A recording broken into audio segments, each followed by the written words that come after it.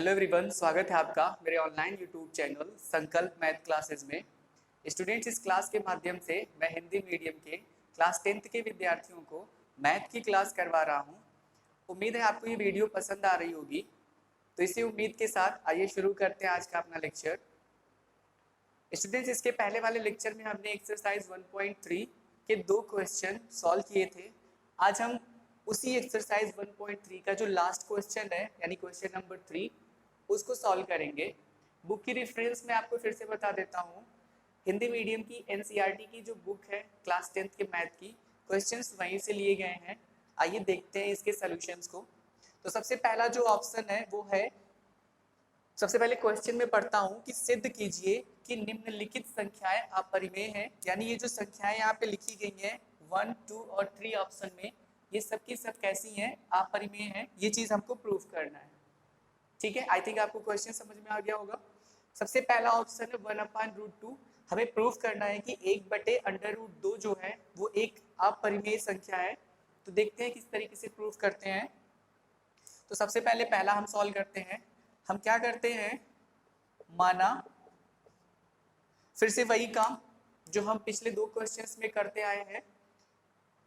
जो स्टेटमेंट यहाँ पे दी गई है उस स्टेटमेंट के उलट यानी उसका विलोम हम अपनी तरफ से मानेंगे और फिर प्रोसेस से उसको गलत सिद्ध करके जो स्टेटमेंट है उसको सही सिद्ध कर देंगे। ठीक है, तो सबसे पहले जो चीज यहाँ दी गई है वो अपरिमेय प्रूफ करना है, सिद्ध करना है। तो हम क्या करते हैं, माना 1/√2 जो है वो एक परिमेय संख्या है। ये हमने अपनी तरफ से माना कि माना 1/√2 जो है वो कैसी संख्या है? एक परिमेय संख्या है।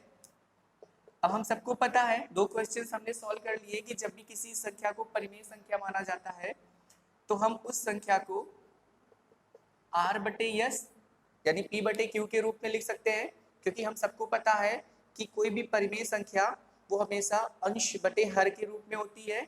ठीक है, तो इस तरीके से हम 1/√2 को R/S के रूप में लिख सकते हैं। फिर इसका सरलीकृत रूप का मतलब होता है कि R/S को सरलतम रूप में लिखना। और R/S को सरलतम यानी किसी भी परिमेय संख्या को सरलतम रूप में लिखने के लिए क्या करते हैं, जो उभयनिष्ठ अभाज्य गुणनखंड होता है उसको यहाँ से हटा देते हैं भाग देकर, यानी अंश और हर को इन दोनों के सबसे बड़े उभयनिष्ठ अभाज्य गुणनखंड से भाग देकर उसको हटा देंगे। तो ऐसा करने के बाद जो संख्या हमको मिली, हमने माना वो कितना है, A/B। मैंने आपको बताया कि इस तरीके से जो संख्या यहाँ मिलती है इसमें जो अंश और हर होता है इन दोनों में एक के अलावा कोई और संख्या उभयनिष्ठ नहीं होती है, यानी इन दोनों में कोई उभयनिष्ठ गुणनखंड नहीं होता है एक के अलावा। तो इस कंडीशन में A और B जो होते हैं,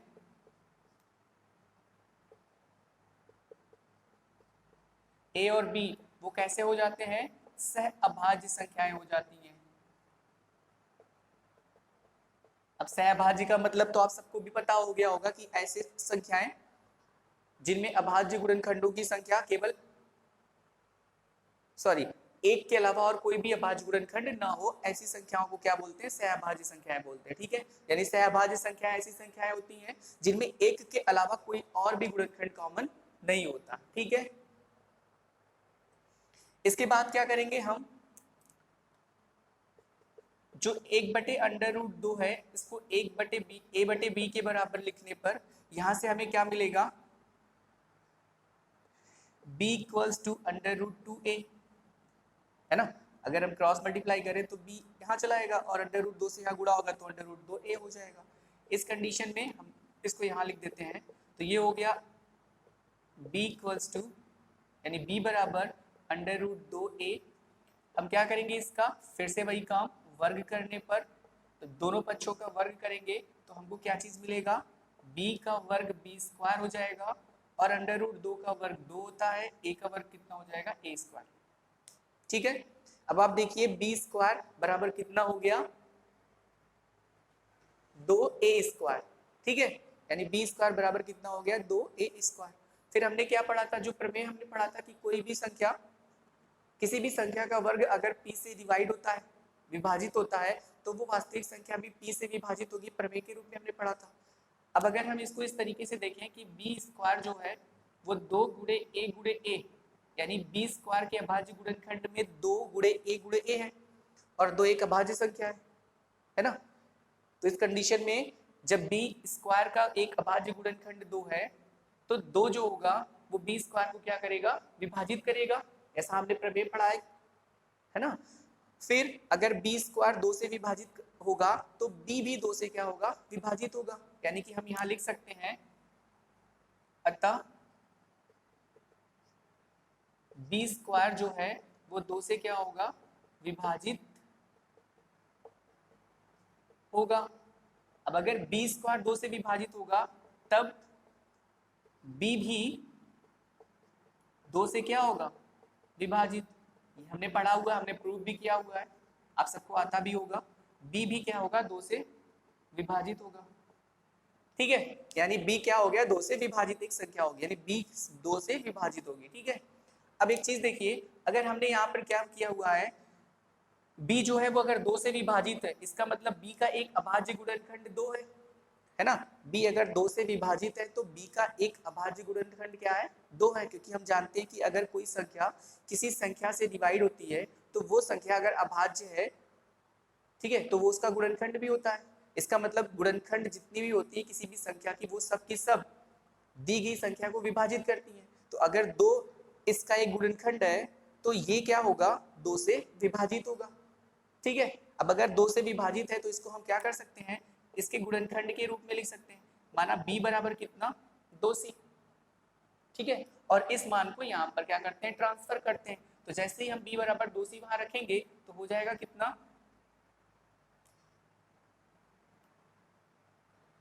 2 से विभाजित होगा। ठीक है, b जो है वो 2 से विभाजित है। ठीक, तो b बराबर 2c जब हम यहाँ रखेंगे तो कितना हो जाएगा, b का वर्ग यानी कि 2c का वर्ग और बराबर कितना, 2a का वर्ग। 2c का वर्ग कितना हो जाएगा, 2 का वर्ग कितना होता है, 4 होता है, और c का वर्ग कितना होगा, c स्क्वायर। ठीक है, और फिर बराबर कितना, 2 एक की घात 2, 2 एक कम 2, 2 दूनी 4।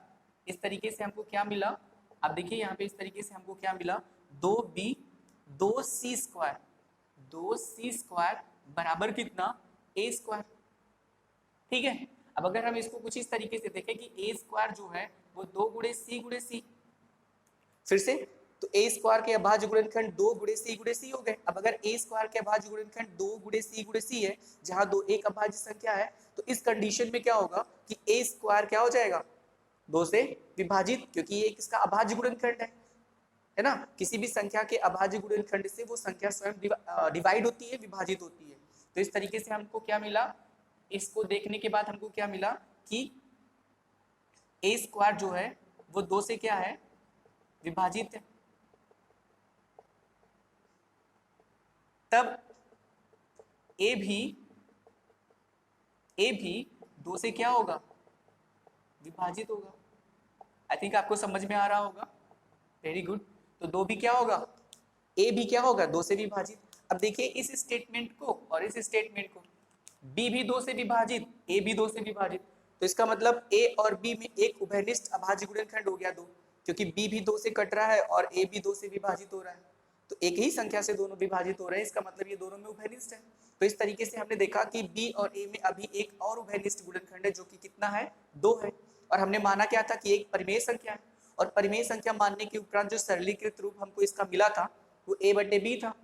और a बटे b का मतलब ये है, जो यहाँ है a और b वो सहअभाज्य, इसका मतलब इसमें कोई और संख्या कॉमन नहीं होनी चाहिए थी, कुछ भी उभयनिष्ठ गुणनखंड नहीं होना चाहिए था, लेकिन अभी भी हमको मिल रहा है। इसका मतलब जो चीज हमने यहाँ स्टेटमेंट के रूप में पाई है वो क्या सिद्ध करते हैं कि हमने जो यहाँ माना है वो गलत है, और अगर ये गलत है तो जो दिया है वो स्वतः सही हो जाएगा। इसका मतलब क्या, अतः 1/√2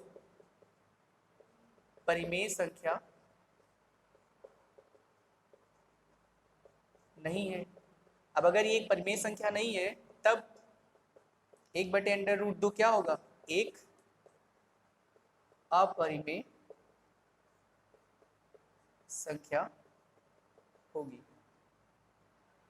ठीक है, आपको बात समझ में आ गई होगी, वेरी गुड। तो इस तरीके से हमने पहला क्वेश्चन प्रूव किया, जिसमें 1/√2 जो है वो कैसी संख्या है, अपरिमेय संख्या है। ठीक है, गुड। अब हम इसके सेकेंड क्वेश्चन को सॉल्व करेंगे, जिसमें 7 और √5 को क्या प्रूफ करना है, एक अपरिमेय संख्या। ठीक है, यानी 7 √5 को क्या प्रूफ करना है, एक अपरिमेय संख्या। आइए हम इसको भी सॉल्व करके देखते हैं।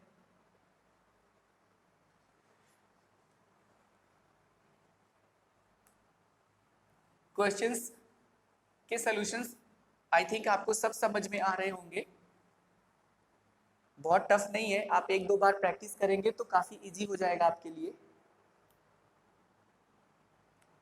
तो सेकंड क्वेश्चन हम अब सॉल्व करते हैं।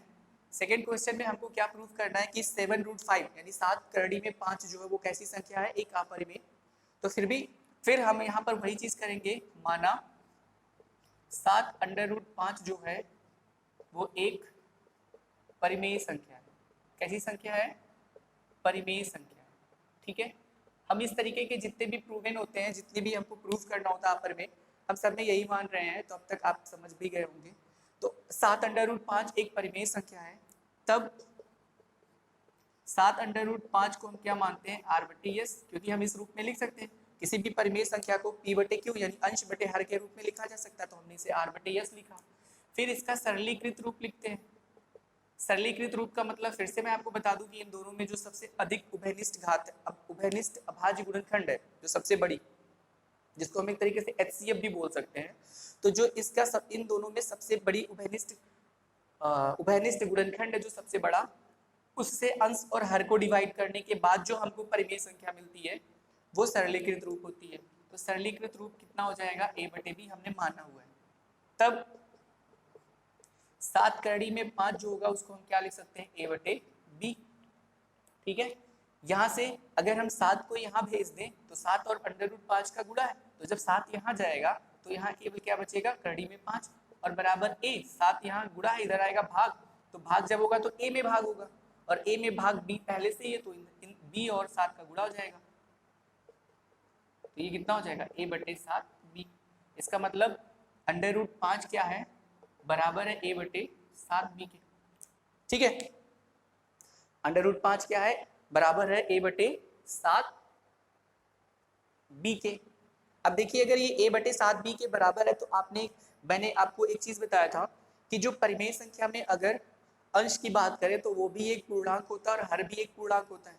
इस तरीके से अगर इसमें a और ये जो अंश और ये जो हर लिखा हुआ है, अगर ये पूर्णांक है तो फिर ये पूरी संख्या क्या हो जाएगी, परिमेय। आइए चेक करते हैं क्या ये पूर्णांक है। देखिए a चूंकि एक अभाज्य गुणनखंड है तो फिर ये क्या हो जाएगा, सॉरी ए अभाज्य गुणनखंड नहीं, ए जो है एक पूर्णांक है। ए क्या है, एक पूर्णांक है, क्योंकि ये परिमेय संख्या के रूप में हमको मिला हुआ है पहले से, तो हम जानते हैं कि परिमेय संख्या के अंश में पूर्णांक होता है और हर में भी क्या होता है, पूर्णांक।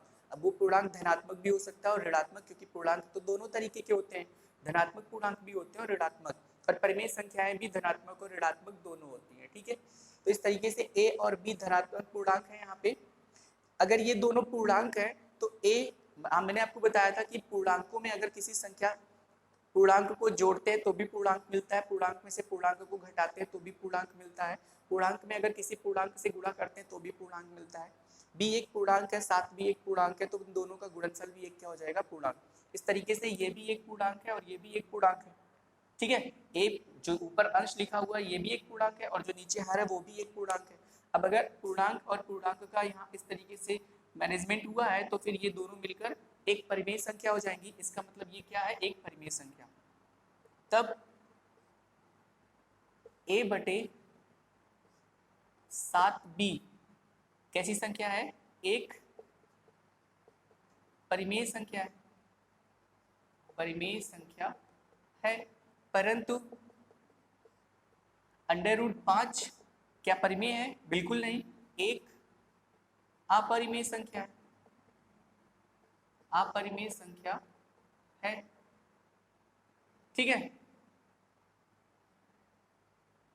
तो इस तरीके से हमने देखा कि a/7b जो है वो एक परिमेय संख्या है और √5 जो है वो एक अपरिमेय संख्या है, ठीक है, यानी ये जो है वो परिमेय है और ये जो है एक अपरिमेय है। तो इस तरीके से √5 बराबर a/7 भी ये जो संबंध यहाँ पर बना हुआ है जिसमें एक तरफ परिमेय और दूसरी तरफ अपरिमेय संख्या है, ये एक तरीके से विरोधाभास है, यानी हमने जो माना था उसका उल्टा विरोधाभास है ना, क्योंकि अगर एक संख्या परिमेय संख्या हो सकती है तो वो उसी समय अपरिमेय कैसे हो सकती है। तो इस कंडीशन को, इन दोनों कंडीशन को देखते हुए हम क्या कर सकते हैं, जो कि संभव नहीं है, जो कि संभव नहीं है, यानी एक ही रिलेशन में परिमेय और अपरिमेय एक दूसरे के बराबर हो ही नहीं सकते, है ना। तो फिर क्या हो गया, ये रिलेशन संभव नहीं है। अगर ये रिलेशन संभव नहीं है इसलिए हमने जो माना है वो क्या हो जाएगा, गलत। अतः 7 और करड़ी में 5 एक परिमेय संख्या नहीं है।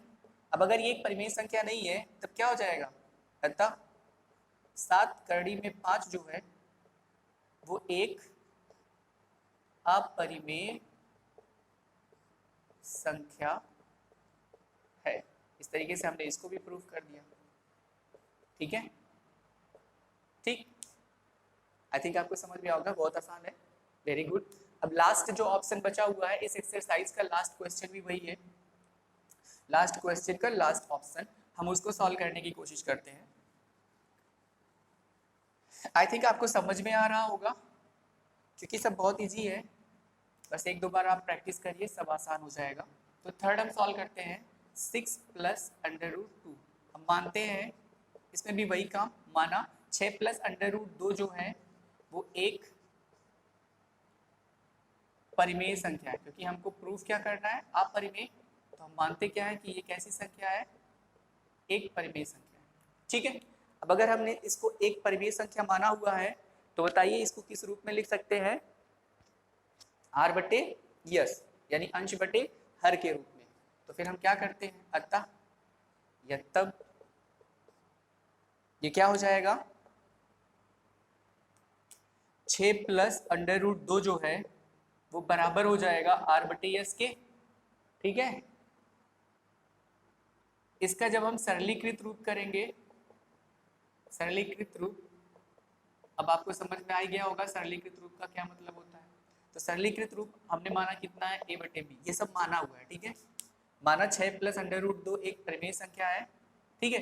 तब यहाँ माना भी लिख लेते हैं, तब माना, अब थोड़ा अच्छा लगेगा, तब माना 6 + √2 r/10 और इसका सरलीकृत रूप कितना है, a/b हमने माना, ठीक है। अगर a/b इसका सरलीकृत रूप है तो आप सबको पता है कि a और b कैसी संख्याएं होंगी, a और b कैसी संख्याएं होंगी, सहअभाज्य संख्याएं हैं, ठीक है। अतः a और b कैसी संख्याएं हैं, सहअभाज्य। सहअभाज्य क्यों हुई, क्योंकि इसमें एक के अलावा और कोई भी गुणनखंड उभयनिष्ठ नहीं है, ठीक है। आई थिंक आपको इतना समझ में आ गया, वेरी गुड। तो अब क्या करेंगे हम, इसके बाद हम क्या करते थे, इसको 6 + √2 बराबर a बटे कितना, b। हम अगर 6 को इस तरफ ट्रांसफर कर दें, 6 को, तो फिर ये कितना हो जाएगा, इधर कितना बचेगा, √2 और बराबर कितना, 6 जब इधर जाएगा तो प्लस है, दूसरी तरफ माइनस हो जाएगा, यानी a/b माइनस कितना, 6, यानी यहाँ माइनस में 6 आ गया। अब अगर इसको हम थोड़ा सा सिंप्लीफाई करें तो इसके नीचे 1 मानेंगे, क्रॉस मल्टीप्लाई, क्योंकि भिन्नों को हल करना तो हम सबको आता है। तो ये कितना हो जाएगा, a माइनस 6 और b का गुणा 6b और बटे कितना, 1, सॉरी b हो जाएगा यहाँ पे, ठीक है। और बराबर इस तरफ कितना बचा हुआ है, √2।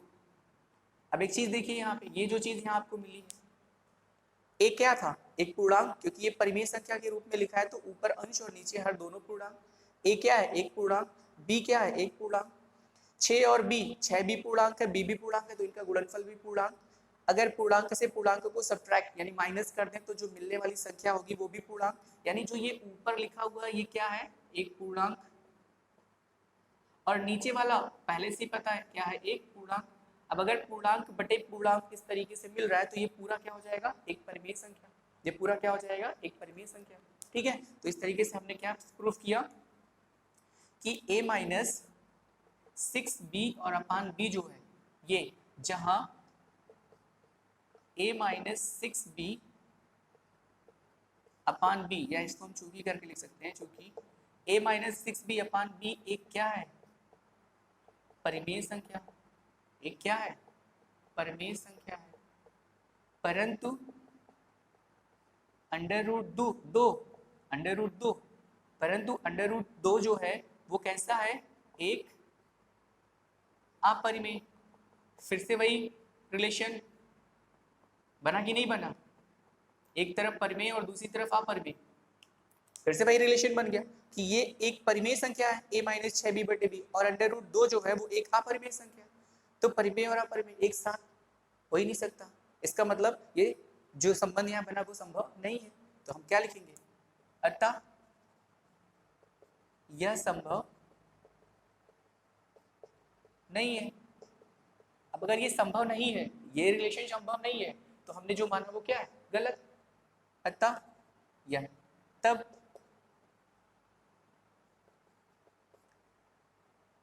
छः प्लस अंडर रूट 2 जो है वो एक परिमेय संख्या नहीं है। तो क्या है, अगर परिमेय संख्या नहीं तो क्या है, अतः 6 प्लस अंडर रूट 2 एक क्या है, अपरिमेय संख्या है। इस तरीके से हमने क्वेश्चन को सॉल्व कर दिया। ठीक है,